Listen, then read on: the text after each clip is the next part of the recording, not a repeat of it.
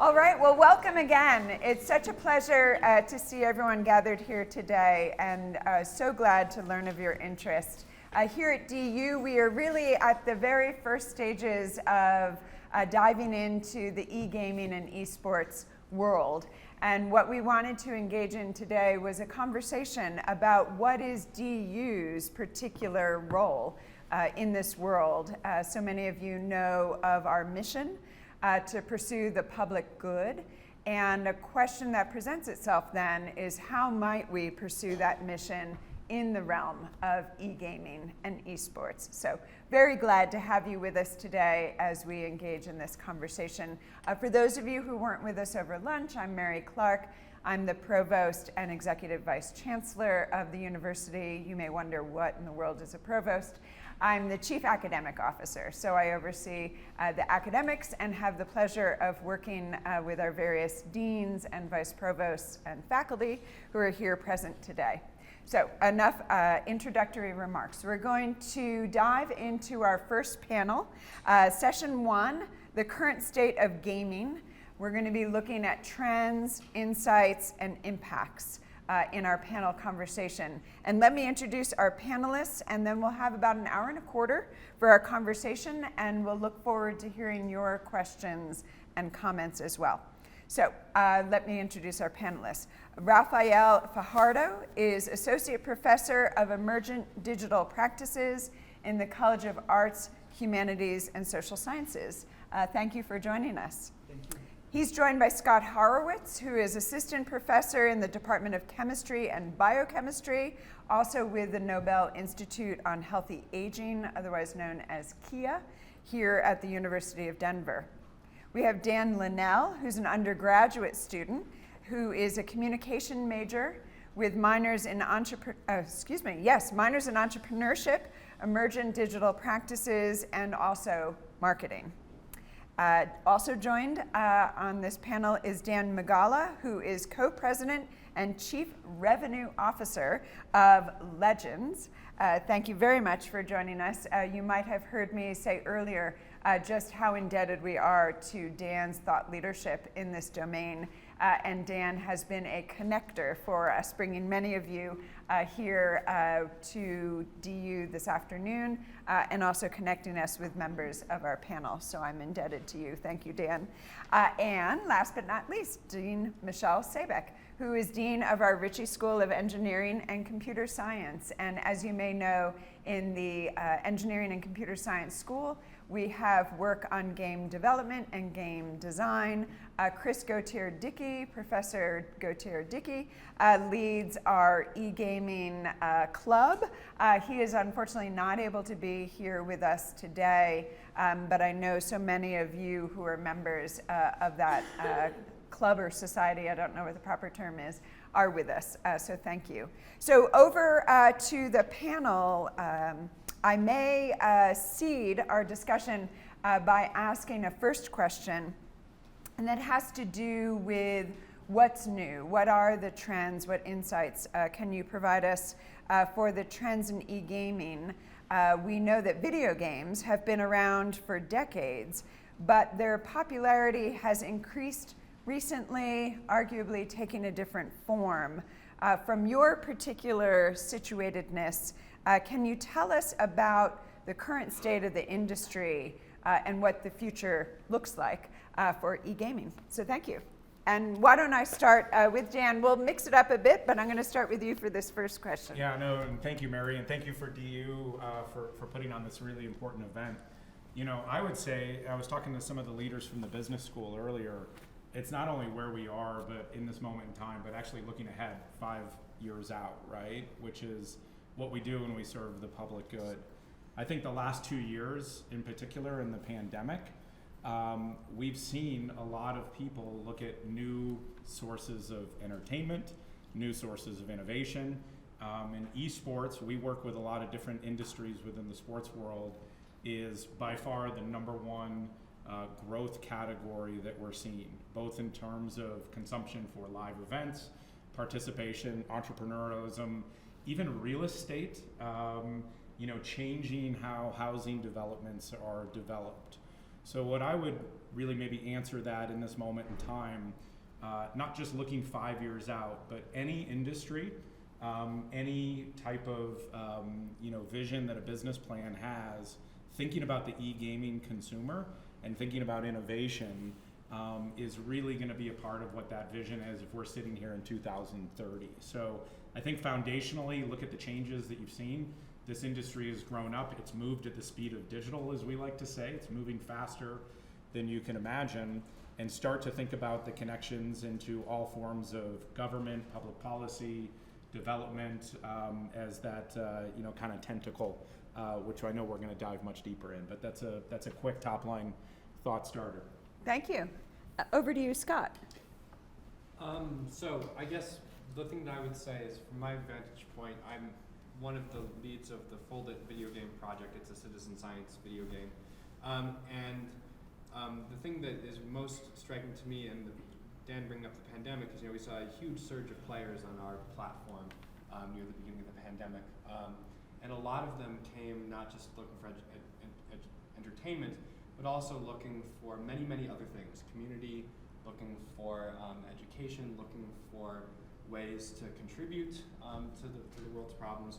And that e-gaming has the potential to be more than just you are a consumer consuming a product, paying a company. That there's so many other things out there that can be done with it, and that there's all these little niches within the gaming world that can help fill that, and that there's a lot of room for collaboration between the larger game makers and the smaller game makers to make that happen in a way that's really meaningful and powerful. And so I think that that's something that you see some of now, but I think is going to be much, much bigger in the future, and is going to be coming soon. Thank you, Scott. Dan, would love to hear your thoughts. I really like the fact that you brought up the pandemic, because I've personally noticed that social groups have been disrupted. I think that we can all agree with that because of the pandemic. So I found that many new players have been experimenting and dipping their toes into gaming as a form of finding a new place of belonging and trying to find a new community. And I think game developers are beginning to realize that and recognize that, and you see more and more official Discord servers where they try to foster that community in a healthy and productive manner. Very helpful, thank you. That may lead us into our next question, but I'll hold on that for a moment. Raphael, I'd love to hear your thoughts. And so from the point of view of someone who's been making games, I would say that I'll echo that game makers now have to think about games as de facto locations of sociality. We have sort of had to go past the idea that games are actually isolating and in fact socializing instead. Also, I would say that there is a number of new development tools, game making tools, that are now making it easier for smaller groups of individuals to come together and make games. And so they won't need a CS degree to be able to make and share a game as part of it. And the sharing part reflects on the sociality as well. And so that will end up creating a really interesting possibility for diversification of the voices that are making games. I will cite Twine and Bitsy as just two that are opening up for a diversification of voices in the game-making space. Thank you. Dean Sabek, I'd love to hear your perspectives on this. I think I'll come at it a little bit more from the perspective of a parent and a person that's seen the emergent video games from Atari and Pong and Asteroids and Space Invaders to— You're dating yourself. I know. To what we see today, and I think a couple of things that I reflected back on that I noticed are different. So obviously the platforms, right? So when Atari first came out, right, you had to have a console, and then each game, you purchased the game and plugged it in, right? So there was this very controlled way that you sort of got access to the content, and it was highly controlled. Whereas I think we're hearing it's much more democratized now across multiple types of platforms, right? And lots of different ways to get access to games there's still consoles available, right? But you can also do things right on your phone. I think the other thing that I found that was kind of fascinating, I have an 11-year-old son who does some of the games online where he does collaborate with others, work together, and he's maintained friendships of people hundreds and thousands of miles away through those games and made new friends at the same time. I also found it interesting though that many of those games, the business model is completely different, right? So one of his favorite games is free, but they sell all kinds of in-game stuff. So while I would like to tell you it's free, if you look at my credit card bill, I would not consider it actually free. Which I just find is kind of interesting, right? That like in the same way the digitization has changed the way we find a place to stay and the way we find a ride and the way we buy a house and all those things. I think this is another place where the way we get access to the content has changed dramatically and the way we pay for it. Very, very interesting. I'd like to raise a second topic for discussion now, and that relates to what one might call the mixed bag of e-gaming. We know there are a lot of positive attributes, and indeed, Dan, you just highlighted one of them, which is that, especially during the peak of COVID, e-gaming was beneficial in making folks feel less socially isolated. It was a form of connection, a form of belongingness, as you described it. But we know it's a very helpful tool for learning and for teaching. We also are aware of any number of negative social messages, racist, sexist, ableist, and otherwise, that are endemic to this form. So I'd love to hear your reflections on how it is that we can lean into the positive attributes of e-gaming and potentially minimize some of these more concerning features. And Dan, maybe I'll turn to you first, because you very much touched upon this to begin with. Well, I think that you are absolutely right. There are definitely some places where the community is not beneficial, and I believe that the game developers are becoming more aware of that. It's typically stuff, I feel like everyone here might be able to agree, when someone thinks of like a toxic game community, the first thing they might think of is like Call of Duty, right?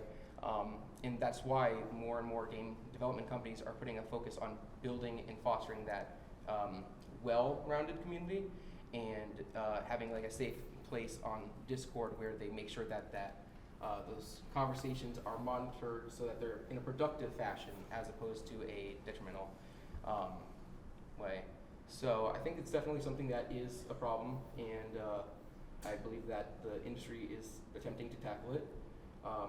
Unfortunately, I also definitely think that there is a bit of a sexist problem in there, where it seems that most of that stuff seems to be targeted towards women in the gaming community, which is also being tackled by the industry. So I think that it's something that is a problem, but it is being worked on, and I think that it's improving, honestly. Very helpful. To our other Dan, as an industry insider, would love to hear your thoughts on sort of the business model, if you will, of e-gaming, and how can we accentuate the positive and eliminate the negative, drawing on a reasonable business model. Yeah, and look, and I would say something that Dean said of the free games. I would encourage anyone, whatever game you're playing, exposure, I think this is a lesson in intellectual curiosity. Ask yourself, how are they making money? A simple rule of thumb, if the game is free, you're the product. Your data, your behavior, and all of that. So that's kind of interesting, of like follow the dollars to a certain degree, to be able to do that. And I think as it starts to merge on those business models, the amount of commas that are being added to some of these business plans are mind-boggling. You referenced a Call of Duty. I mean, that's a franchise in the same way that Spider-Man is for Marvel, right? All the ancillary businesses that come off of that. So I just think it's really important to start to understand how these businesses are making money, and ultimately, whether we like it or not, sometimes the conflict of the negativity, polarization is sometimes good for the CFO, like it or not. And I think we need to address that, just like we have other society issues, right, with traditional sports, the rivals, the bad boy. you know, the kind of image of that. So the nice thing is we're still inventing this process to be able to do it, and I think it should reflect very much like DU, the public good, to be able to do that, because it doesn't have the same structure that maybe the NCAA or some of these other high school sports association does. So that's even the need for education to create some modeling off of that. So I think what I would just say is, as you go through this journey, you know, as a student, as a professor, for me as a industry executive, follow the dollars. How are they making money? What is that extension? What am I missing? And be aware of that, and then start to understand, you know, how you can capitalize on that, you know, from your perspective too. Very helpful. It gives a new twist to the follow the money, Yeah. which I remember from Watergate era, dating myself, Yeah. of course. To our faculty on the panel, I'd love to hear your thoughts. How do you engage the curriculum? How do you engage our students around e-gaming in such a way, again, that accentuates the positive and may address the concerns, may address the negative attributes? So, I mean, I know I had a student in my office this morning who was selling his gaming rig because his grades were suffering badly because he wasn't working on his homework, he was playing games. And I remember doing the same when I was a college student, actually. And, you know, I only actually got back into gaming in a real way much more recently and on my own time for that reason. And so, there are things that I think as a society we are still learning how gaming works, and as gaming evolves, we are still, you know, what we think we know, we then don't know. Back to Michelle's point about how the delivery is changing, and back to Raphael's point about how the voices are changing. We're still learning so much all the time about these things that it's hard to keep up and to know what we really should be doing at every point. What I will say is that, you know, that there are lots of opportunities you know, for gaming for the public good, you know, that come out of, you know, both private and public forums that we as professors can latch on to, both to introduce to our students to, but also to study, to create all of these different things that I think are a good fit for academia. And so we have people doing it here, there are people doing it across the country, and I'm assuming that it's just going to grow as gaming continues to grow as well, here and elsewhere. Very helpful. Raphael, I'd love to hear your thoughts on this. So, and I'm going to have my response echo the public good mission of how we've been doing some things, or we've tried to do some things here at the University of Denver. So in my collaboration with the Faculty of Computer Science, when we created the game development degree on that side of campus, we started to think about how we might be able to express the public good mission. When I was hired, I was already making what I would characterize as socially conscious video games, games that attempt to use the form to critique something in society. And so I was already trying to bend the medium into a shape that it wasn't really accepted as possible to do. Scott Luteniger, who I've collaborated closely with, became fascinated by the possibility of games for health as both therapeutic potential and as palliative potential. And we started to do some literature reviews to see what existed in that space, what this potential might be. We were also deeply, deeply interested in games for learning. And that also had sort of learning through the act of play and learning through the act of creation of the game. Because you have to become a subject expert if you're going to make a game about something. And so we tried to invent an umbrella term that would look at games for health, games for education, and what we then adopted, games for change. Because there was a nonprofit based in New York, it's an international nonprofit that I was on the advisory board for. And so we couched it within an umbrella term called humane games as something that we could do with integrity here at the University of Denver. And couch it as a kind of a research program as well as a core value for how games might exist here. And your reference to health and your reference to teaching and learning through eGaming reminds me of a conversation I had last week with someone who is dean of a medical school, and I mentioned that we were having this eGaming symposium, and he said, well, that's how medicine is going to be taught increasingly. It's through eGaming, it's through using this medium to convey a body of knowledge. And so your comments really struck a chord in that regard. Dean Sabik, I might take advantage to pivot to the next line of inquiry, but it's surely related to this last one. And that is how eGaming can help build community. Dan Liddell has already addressed this a bit, but I'd love to see how, for example, within the School of Engineering and Computer Science, you've seen community be built through eGaming. And maybe you can tell us a bit about the is it a club? Is it a society? You can correct me there. Call it a student organization. A student organization, all right. The third way. Thank you. I think some of the other panelists have at least touched on the idea of esports creating a team-like atmosphere, right?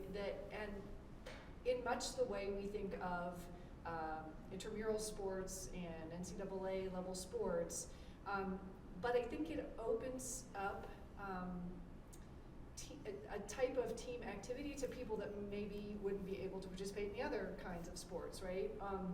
And so I think that's an interesting way of thinking about getting people together, collaborating towards a shared goal, right? And I think that's when humans are at their best is when they come up with something that they have in common and they're working towards that shared goal. And so I think that wherever that can be leveraged, whether it's truly just in leisure or whether it's in education, I think that there's some real opportunities there.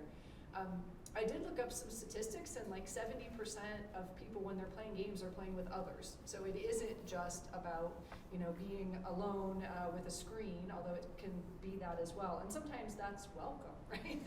There are days when I'm fine to not be interacting with other people, at least for a little while, and doing something very different.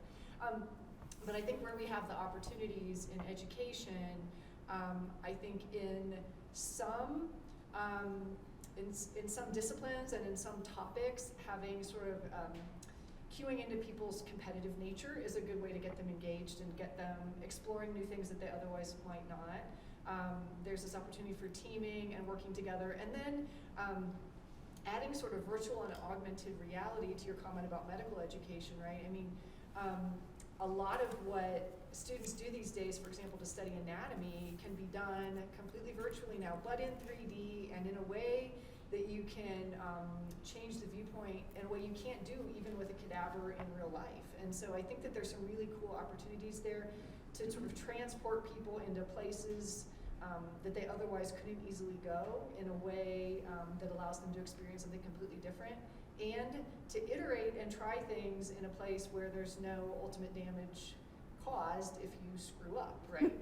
Even when I took gross anatomy, right, even the way we dissected, we had to be really careful because we could be destroying the structures we were supposed to be looking at.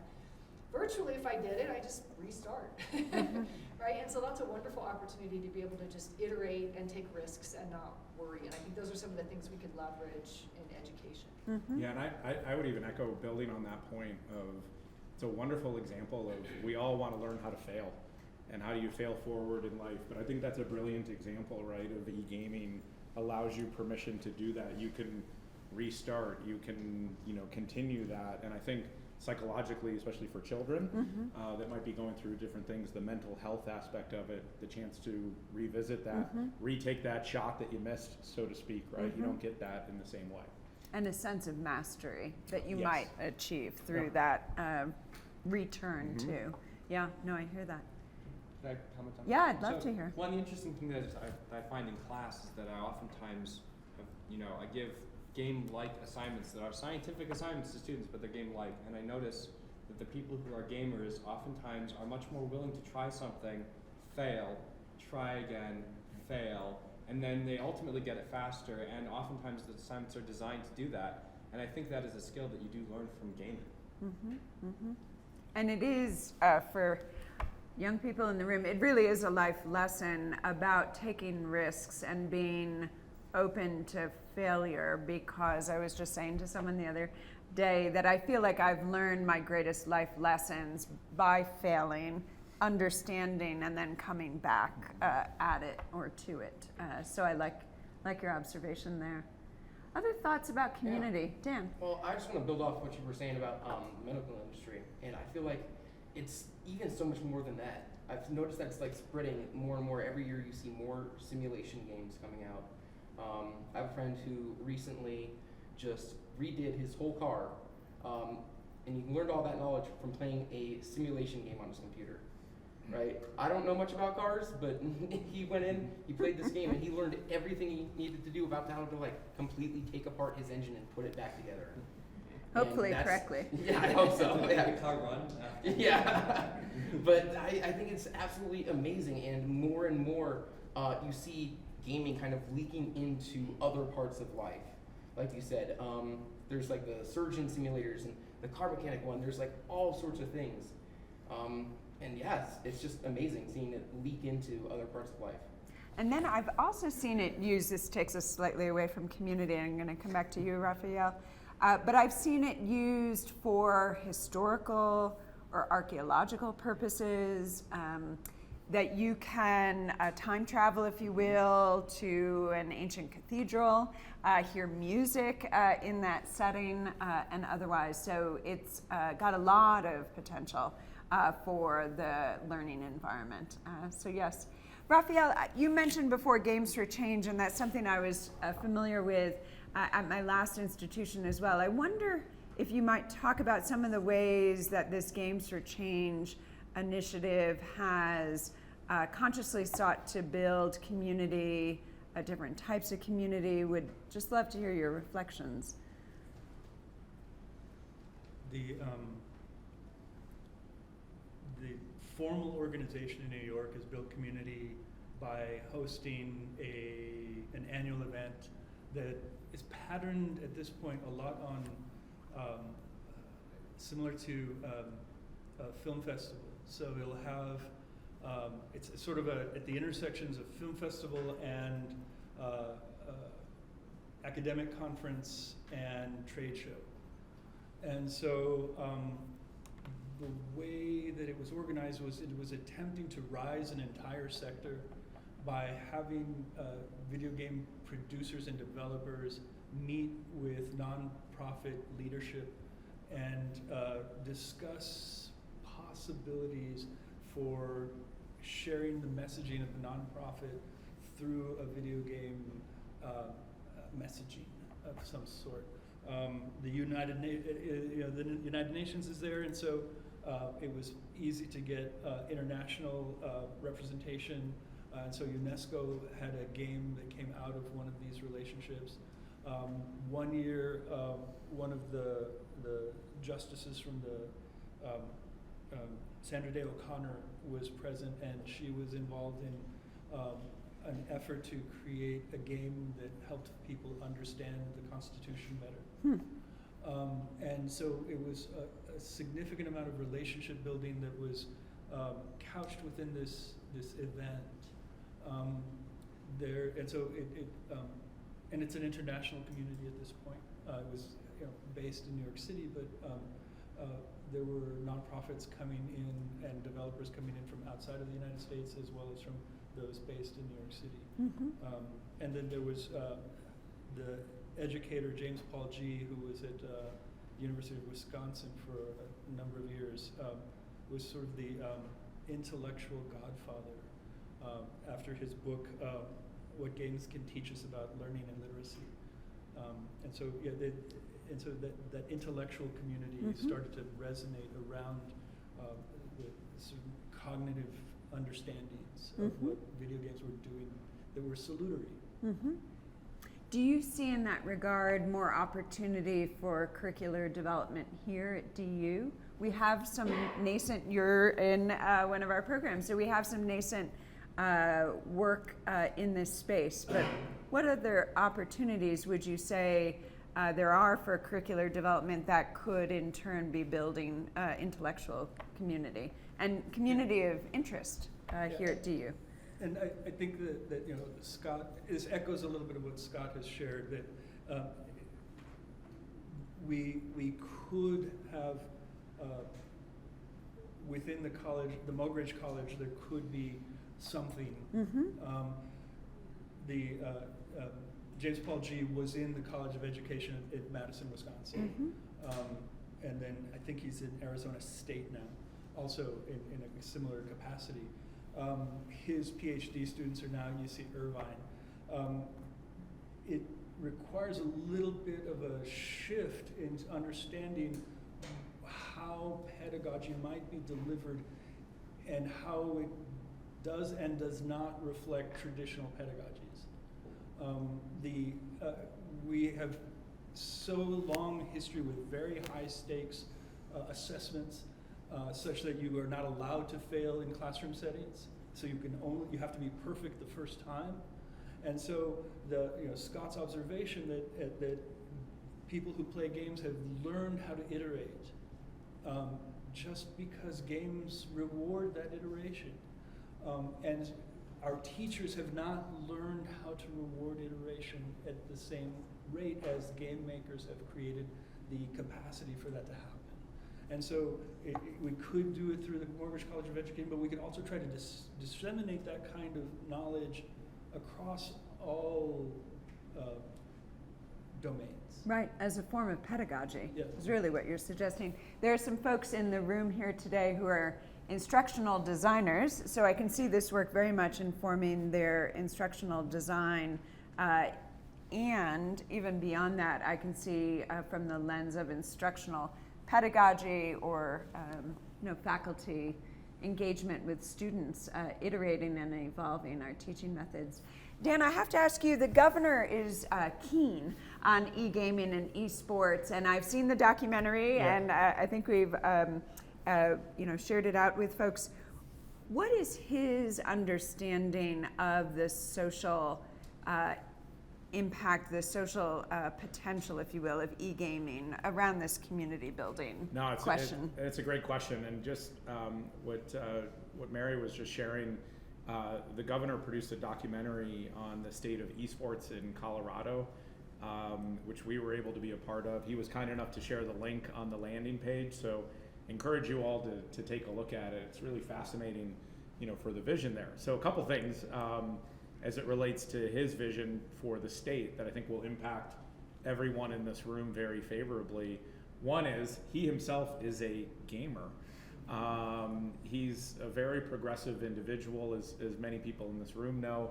First politician to accept Bitcoin, as a form of campaign donations. And he competed in a League of Legends tournament, from Washington, D.C. in a federal building, and he has a ranking. So if you want to put a headset on, he's fairly legit, right? So when we first started working with the Denver Sports Commission to really look at opportunities for esports, and Stephanie knows this from the government affairs side, the very next day, our first call was from him.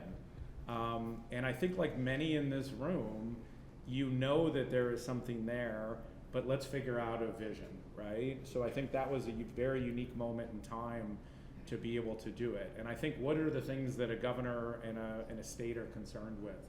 Health and well-being of the community, really looking at job creation, education, and also economic development and fueling businesses. So I think if you look at the tent poles, if we're here in 2030 and we really did our job right in that moment in time, you're going to see a real impact on education at all levels. Rural education, economic parity is really important in this space, to be able to do that. Think about, I'm a parent. I feel like I moonlight as a taxi driver on the weekends going to camps. There's a cost to that, mental, financial. eGaming, you can be part of a team without leaving your house in many ways. So not lost on that opportunity. Economic development, really fueling innovation for game development, business development, making Colorado really an international hub, professional events. We've looked at anything from doing a event at Red Rocks to Ball Arena to hopefully here on DU's campus as well. And then you need the right minds and the thought leaders in all those spaces. So the curriculum side to it. And I would share, the international events and groups that we've spoken with, his level of commitment, and also the city as well. There's no other place in the country, let alone the world, that a lot of these developers and promoters have shared that has the kind of government support here, which is a huge competitive advantage for DU and frankly all the students in this room, looking to navigate that next chapter too. Very much so, and I hope folks will stick around for the networking event that we're going to have after the second panel. But it is an opportunity to meet those who are in the industry and to talk about summer internships or postgraduate employment. So do stick around. Your reference to rural education and the governor's interest in rural education takes me back to something Raphael said a moment ago in terms of pedagogies and who you can reach. Our Mortgage College of Education has a significant program and research enterprise around rural education. So it seems like there's a real avenue for connection there. So I'm going to turn it to the audience in a moment to see what questions or comments you have, so be thinking about them. And one question that I imagine you might have is how our various panelists got into the business of e-gaming, or teaching about e-gaming, or leading a school or college that involves e-gaming, or indeed getting involved in e-gaming directly. So would love to hear how you got into this field and what avenues you might recommend for our audience. Maybe I'll start with you, Dan. Yeah, well, and I would even share in my own career, I was a journalism major from the University of Missouri, and I wanted to work in sports. And what was really interesting for my career was 2 years later, I was the first person in the NFL with the word digital in my title. And I used that, I still got the business card, and it was like kind of interesting. They didn't know what to do with me on the org chart, right, for the Chicago Bears. And what I share with the students in the room is that's the world that you live in right now if you want to pursue this. The job is yours to create, the industry is yours to innovate, to be able to do. And I think that's the fun part for it. Now, from there, I worked on a lot of digital strategies and revenue strategies for sports teams and leagues all over the world. And then at some point you become the older guy in the room, right? So our staff started saying we should get, instead of working with the Dallas Cowboys or the New York Knicks, this esports thing is applicable. So we started a practice, very organic, and what we realized was those same skills really applied. So that was probably about 5-6 years ago, and then we relocated, opened a new office here in Denver, and it's just been a fantastic ride to be able to do it. So lean in, I think, is part of the learning. Sometimes the best plans are the ones with no plans, right? The trial and error nature of that, and now we have a really fantastic practice in this new space and in inventing that. So I think that open-mindedness, seeing that, was really important for me. And is it the Denver Tech Center that brought you in part from Chicago to Denver, or was that not part of the recipe? Well, we had one of our sales executives was working remotely here, and we had a vision, if we had a big enough book of business, that we would move here, and then it turned out to be very serendipitous to be able to do that. So so we're Chicago, Dallas, and Denver are our locations, but being here in the esports community is like nothing else we've seen in any of those other markets too. Wonderful. Other pathways, other stories you might tell. Dan, I see you. I don't know about anyone else here. My father was really into computers. CFO of a tech company. So I got my first computer when I was 3 years old. Oh boy. And it was just kind of down that road since. But I started making video games when I was in middle school. And then I got into like the designing of the games and the writing of the games. So really, if I want to can give anyone advice on kind of getting into the field, just start somewhere. It doesn't matter whether you're wanting to like write for games, whether you're wanting to make a small indie game of something that only you're passionate about, or if you're trying to make a AAA game that's going to be huge. Just start somewhere. You can always teach yourself any way of coding. There's so many different coding languages now. And there's all sorts of tools all over the internet to help you. Never before has there been such an accessible community for this as well. You can find communities all over DU, all over Discord, all over Reddit, anything. And you can dive in, talk to experts, and there's always plenty of people that are more than willing to help. So yeah, just start somewhere, and don't be afraid to fail. I think that's one of the takeaways today. Other pathways into this work. For the two faculty, I'd love to hear how you got engaged. It's if you told me 10 years ago I would be working in video gaming, I would have said, really? I was, I've always been a gamer, but then, I was going to grad school in biochemistry, doing my postdoc, and halfway through my postdoc, I was teaching a class when my boss was out of town, and I accidentally rediscovered the scientific principle that's behind this video game called Fold It, this citizen science video game. Got in touch with them, and all of a sudden I'm designing games. Probably through my postdoc, and then I continued that here. And so to what Dan said of, there's a lot of open space, and you find niches, you create niches in places that you didn't expect in this area. And so it's one of those things where if you have something that you really care about and something you really enjoy in this space, there's a good chance you can do it somehow, and that somebody will likely pay you to do it.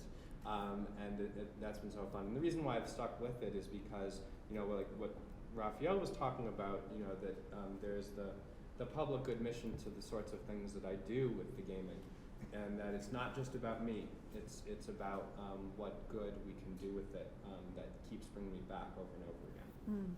Helpful. Raphael, would love to hear. I'm so old that I think that my pathway would be just too long, but so I'll try to give highlights. As a very young man, I was able to save up some lawn mowing money and convince my father to buy a Timex Sinclair Spectrum and a book that had a video game printed in it that I had to retype line by line in BASIC to try and bring pictures alive to the screen. I was always curious, so sort of interaction curious, electronic digital technology curious. And there were two early video games that showed me a glimpse at something like what I might have in mind could be created. Mattel's Intellivision had a video game called Utopia that it was a kind of a geopolitical sim based on a couple of small islands, and it actually had gorillas. I'm from Colombia, South America. Our country had a 50-year-long civil war that included gorillas, so it was sort of heavy on my mind. And then this other early video game made in HyperCard for the Macintosh called Hidden Agenda that was also a geopolitical, and it made me cry. I couldn't finish it. And very few people knew about these two games because they were just really, really, really niche, but they sort of stayed in my consciousness. And so through college, through my first teaching gig, I taught myself how to do HTML. I taught myself and my students how to make websites, and I got really bored. I was essentially designing elevator buttons on shopping malls, and I wanted much more emotional content and much more emotional engagement in the content that I was creating. And so I started to look at telling stories about what we were living, and at that point I was living in El Paso, Texas, and teaching at UTEP, and it made sense to start telling a story about the U.S.-Mexico border where I was living and telling the story, showing my students how to tell their stories through new and emerging media, and that's sort of how it came about. And when you think of migration as one of the dominant narratives of human experience today, the saliency of what you're doing and what you had created. Michelle, I'd love to hear, as the Dean of the Engineering and Computer Science School, what your sense is of opportunities for our students, what pathways you've seen as most promising, and also the Alumni Advisory Board that you have. I don't know what work they may do in this domain. So, a couple thoughts in response to that. So the first is, I think in terms of the opportunities, I just got back from a conference a couple of weeks ago of sort of engineering, educators, and industry, and the dominant theme of the entire conversation was sort of, the fourth industrial revolution and everything being connected. And so, while it's not inherently gaming, I think the underlying idea that all of our devices are now starting to be connected to one another, and capturing data both on us and on themselves, and the idea that not only digital literacy, but data literacy and data consumption, I think there's just so much around what we would kind of put under the umbrella of computer science right now that's gonna undergird almost every career going forward, right? I think it's certainly all technical careers, but I think a whole lot of other careers, regardless whether you're an entrepreneur, whether you're an artist, there's going to be this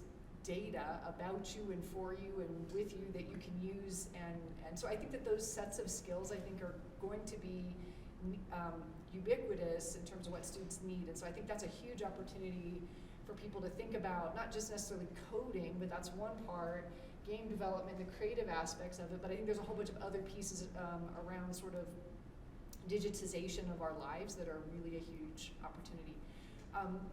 One other thought that's very different that I've been having around neat possibilities for the technology, I was thinking about avatars. And so we often think about in video games that sometimes that the avatars that are used to represent characters tend to be very stereotypical in some games. I have seen more recently some games where they're actually incredibly cartoony and silly and kind of getting away from the traditional, like a very curvy woman or a very muscular man character, which I think is kind of cool. But the other thing that struck me about that I think is a cool opportunity for all of education is this idea of gaining empathy for other identities and other ways of being by experiencing them, living them, right? So, just to use an example that's close to home, if you want to know what it's like to be a woman in engineering, you could be in the game, you could be me, right? And see what I have to deal with on a daily basis. But I think that could be incredibly powerful as we talk about institutional racism and structural issues with our whole society and our economy, getting to sort of experience being the other, and gaining empathy for that, I think, is something that we should really think about how to use effectively, because I think it's a super powerful tool. I think that's incredibly powerful.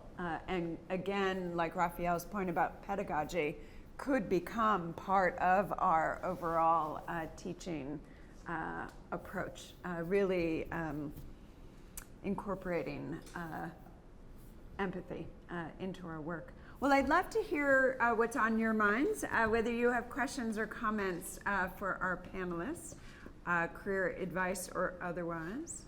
Yes, thank you. Yeah, so if you all wouldn't mind taking a crack at this one. I was wondering what was one book, movie, or game that impacted you and why it left such an impact. Great. I'll start with that one, and I'll probably say, actually, Raphael, you might remember this. Do you remember the class that you taught where by trying to kill the terrorists you ended up making more? Do you remember the name of that game? Yeah, that was September 12th by Gonzalo Frasca. That is a very influential game, and I really recommend checking it out if you ever have the time. Can you describe the premise again? So, yeah, so Gonzalo Frasca was earning a MA at Georgia Tech. I think, I'm trying to remember if he'd already finished his doctorate. At any rate, so the premise was shortly after September 11th of 2001, we enjoyed this moment of great understanding and empathy across the world. Our political armed response was shock and awe. And the game maker developed a game where you have, your interface is a targeting reticule. And he called it a toy, not so much a game, in that it didn't have a discrete endpoint. And you as the player had the choice to shoot or not shoot. Bunker buster, smart bomb. And if you did what you were expected to do because you play as a game player, and if you were given a trigger, you press it, you launch a bomb, but there is a kind of a delay, a lag between the order to shoot and the actual firing. There are representations of a city ostensibly in the Middle East, ostensibly Baghdad, and certain folks that you might identify as terrorists visually. So press the button, eliminate the terrorists with your smart device in a precise precision strike. Because of the delays, you don't actually hit who you thought you were going to hit. And what was really compelling was that the rest of the village comes and mourns. And as there is mourning, there is radicalization. And so that radicalization spawns, in the language of video games, more terrorists. And so the communication is through the gesture to the player of what the consequences of the decision are. And if your goal is to reduce the number of radicalized individuals on the planet, is the armed response the appropriate? I'm glad that it was I remember that game. It was kind of building off what you were saying earlier. Empathy, telling a story. It's a really powerful tool that is made much more powerful with video games. And yeah, it just gives everybody, like we had said earlier, it's becoming more available for like the common person to make games. And it's becoming that more easy for everyone to tell a story in a much more immersive and immersive experience that often elicits an emotional response from the player. So I think it's that's definitely a game that's had a big impact on me, and I found it very influential. That's why I enjoyed your question so much, and others will take a stab at it, but it really was a question about narrative, if you will, books, games, movies, which impacted you most, because I, at some level, see eGaming as an enterprise about narrative, about storytelling. I absolutely agree. I feel like it's kind of the next movies, books kind of thing. I'm sure everyone here has maybe watched Witcher on Netflix. That started off as a book, then turned into a video game. Now it's a TV series. It all started with just a story. So other choices. Well, I see you. Yeah, no, and I think even building on that, we heard the word failure earlier. We're hearing emotional a lot, and I think what's really important, we all probably have that game that takes us back, or a memory of with your father. For me, it was my older cousin, right, sneaking in his basement and playing a game I probably shouldn't have, right? As an example, but that emotional connection is really important. But I would actually share a book, and one that I think a lot in this space is it's called Originals. Adam Grant wrote it, and it's a real intellectual study on looking at other successes, and in this pursuit of original, build on something that's already there. So a real easy example is Steve Jobs studied the Polaroid camera for the endorphin high of a selfie to create the iPhone, right? Netflix studied Blockbuster. There's a lot of other parallels there. In this e-gaming world, that's probably where my obsession is we're so focused of maybe trying to invent a new lane, study what's already working, and all these are really builds of, Raphael, going back to Utopia and television, right? That's just an extension of what you're doing now. Connect those dots. Look at these as original ideas and building off of them. I think in this world is something that's where my mind is wired. It's really hard to build something from a blank sheet of canvas, Mhm, right? mhm. So the momentum that exists here, and I think that as a study and a read was really impactful for me. And if I'm remembering correctly, he's a social psychologist, I Yes. think. University of Pennsylvania, Yes. probably associated with the Wharton School, but it would be worthwhile looking at his work. As you say, it can be a jumping off point for new ideas. Other books, movies, games that inspired you? I guess I'll choose one that, I could choose many from my childhood that influenced many different things, but one that feels pertinent to me right now is I'm actually reading this book series by Travis Bagwell right now called Awaken Online. It's a sci-fi series about the future of computer gaming, and what that next frontier looks like in terms of once you get into truly immersive spaces and all the different ethical issues and all those things that happen there. And the reason why I'm choosing it is because I think that there's a very common thread, obviously, between video gaming and science fiction and speculative fiction, is ways to create spaces for you to feel things that you wouldn't normally feel and question things you wouldn't normally question. And I think that it's a series where he raises some interesting points I hadn't seen as much in literature that oftentimes deals with these things more tritely. But is really looking forward to what are those next big ethical issues in gaming as computational power continues to improve and we get to the point where you really can be in a truly immersive environment. Mm-hmm. Other questions or comments from the audience? Yeah, in the back. Yeah, please. This is really cool. I guess my question is so obviously esports is huge and it's getting a lot bigger, and I think one of a partner side of that's getting really big is streaming, like Twitch and YouTube Live and whatnot. And obviously that's huge because if people are watching big CS:GO tournaments or League of Legends tournaments, they're not watching it on cable, right? They're watching it on Twitch.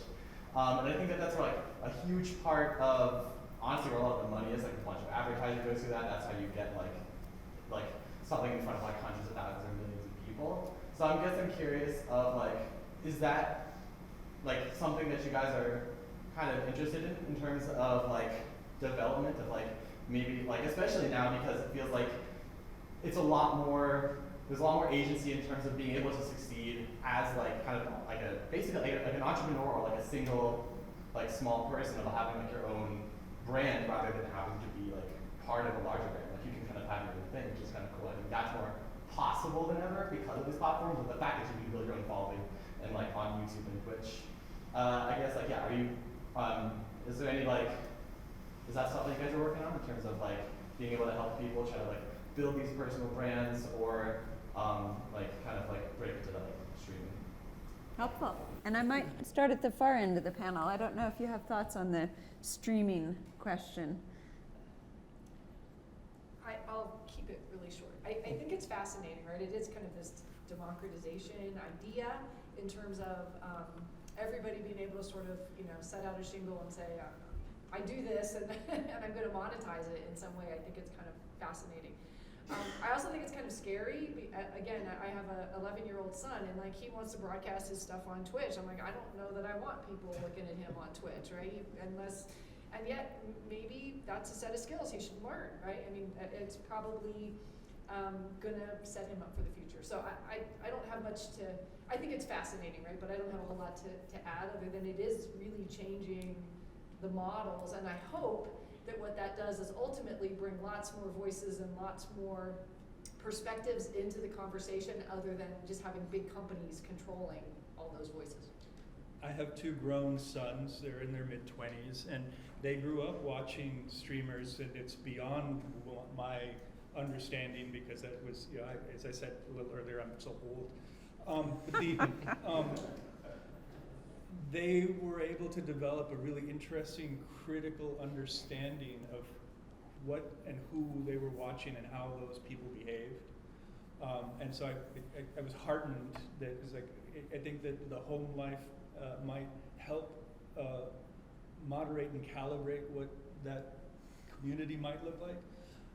and then as a sort of aside or a second point, I can name 3 EDP, DU, Digital Media Studies alums who are already streaming their own streams on Twitch.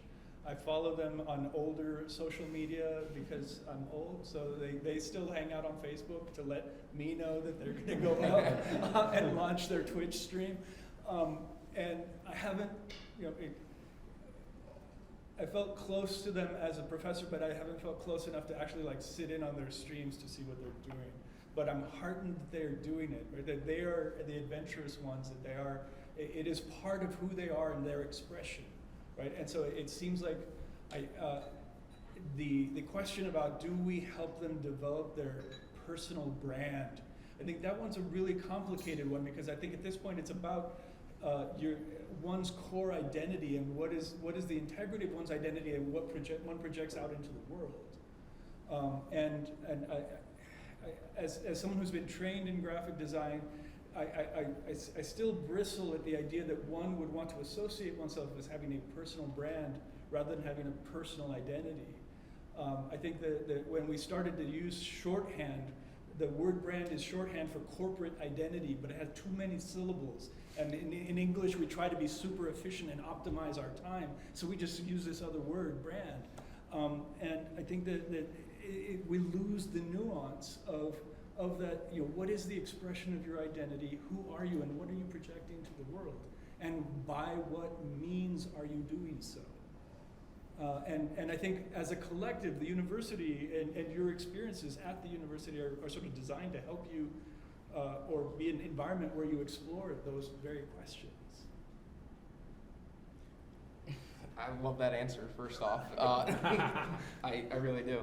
I also want to agree that it's like such an amazing tool for personal branding, because a lot of people need to, I feel like, need to work on their personal branding a little bit. But I know people that have made their business off of Twitch. Not that Twitch is their sole form of income, but it's how they were recognized. I have artists who just go on Twitch and just stream them drawing, doing their work. Even when they're doing commissions, they'll just like stream it. And they like, people can watch me, and they'll talk to the audience.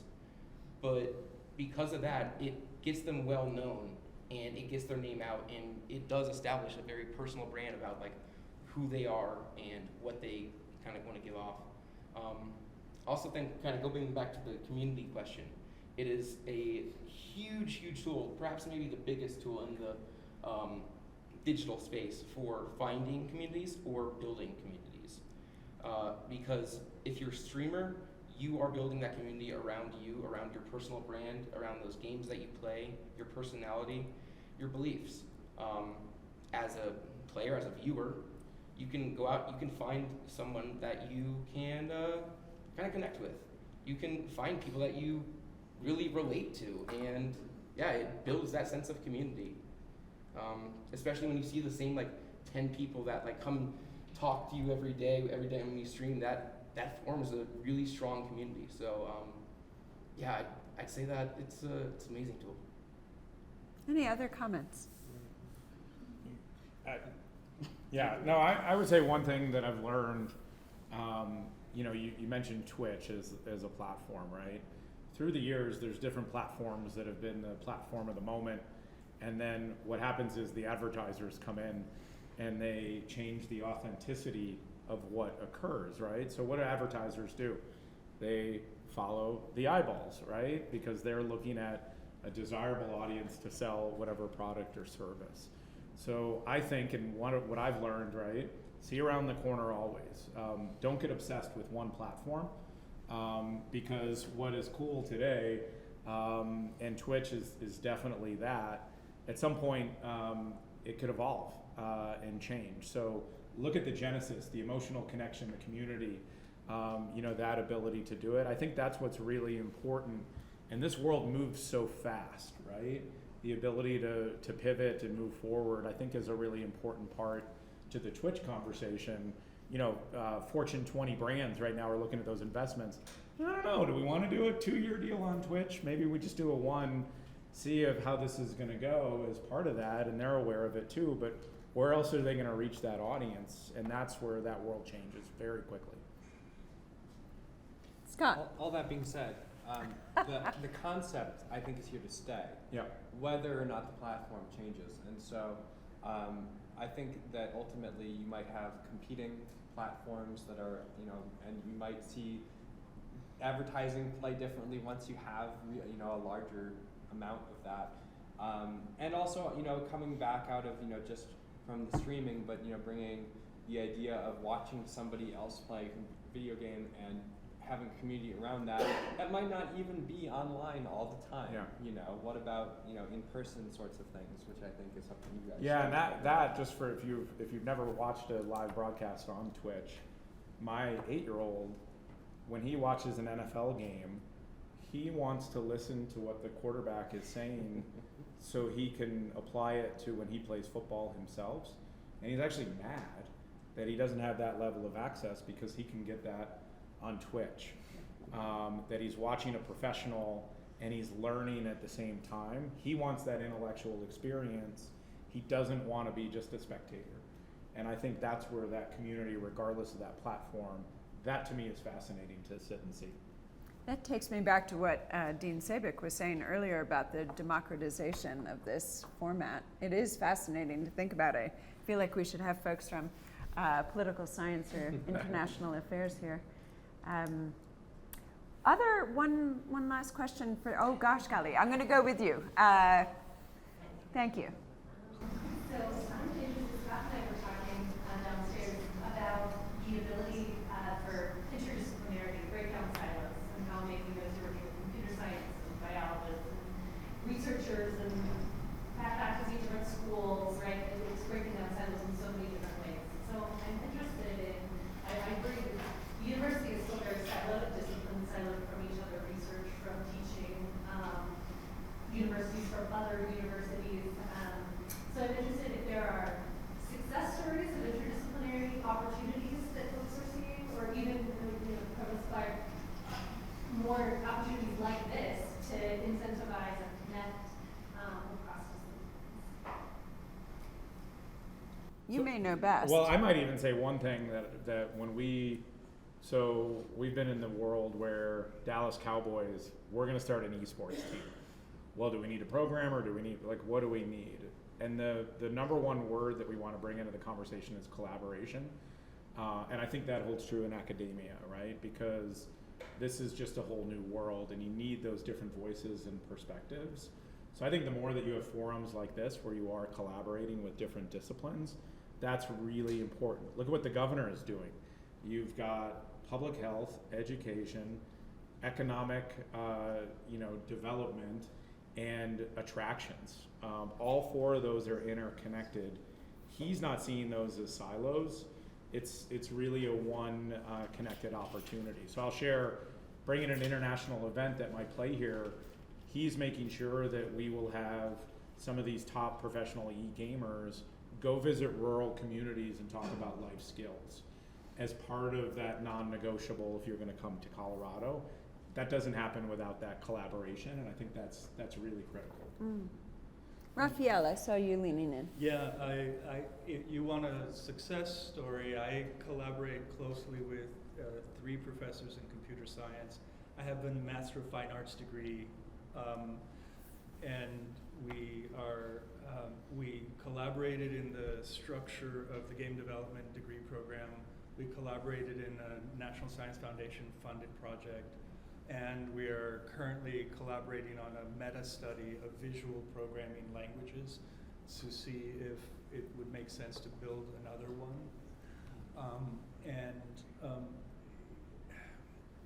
I think that what Dan was saying about collaboration is key. I've tried to learn how to be an effective collaborator and a generous collaborator. And this isn't the only collaboration that I work with, because I see my colleague Richard sort of nodding. We've collaborated with folks in the writing program on a bunch of other things. I think the core skill that I think we can all try to do better with in the pedagogy is how to be an effective collaborator. And again, because of our history of personal accountability, of personal growth, of personal reward, we don't have a refined sense of pedagogy of how do we create collaborations and how do we educate and train collaborators. I constantly see expressions of nightmare scenarios of, oh my God, we've got a group project. My colleague in Emergent Digital Practices, Bill Depper, and I have tried to actually build a game that is that we play around a long table with our students to try to give them the fundamental groundwork for how to become an effective collaborator in a particular classroom setting, it's just the bar at that point is so super low. So we just want them to learn each other's names and learn and express about themselves how they are most effective and how they are least effective to each other. Because even though we are at a small institution in terms of the population of our undergraduate programs, they don't always learn each other's names in the classroom. And I think that baseline level of respect of learning each other's names is super key. And then we can go from there in terms of how do we share work and how do we boost each other's work. And that's a different kind of, it's like we need to, games help us think about competition, but in the sense of collaboration, we have to kind of remove competition or move the competition as us versus the system instead of us versus each other. And so to sort of remove some of these silos and promote collaboration, we really need to do better, just overall. So I would love to thank our panel. They have been filled with insights and ideas, and we have been enriched by it. So thank you.